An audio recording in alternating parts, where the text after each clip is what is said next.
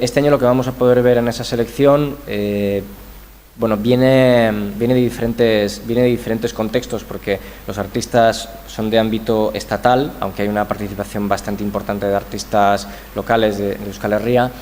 y esa diferenciación en cuanto a contextos trae también diferenciación o diversidad en cuanto a formatos, forma y discurso.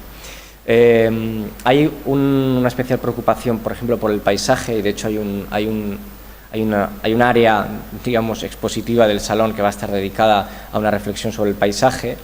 Hay un trabajo, y sobre todo que viene de los artistas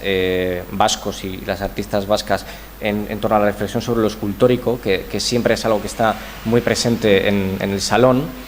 Hay también un porcentaje bastante amplio de artistas que trabajan sobre lo político, a través de, digamos, como de unas prácticas que son discursivamente muy políticas, en el sentido muy literal, y recuperamos también algunos asuntos que últimamente teníamos como diluidos, como por ejemplo la pintura material, ¿no?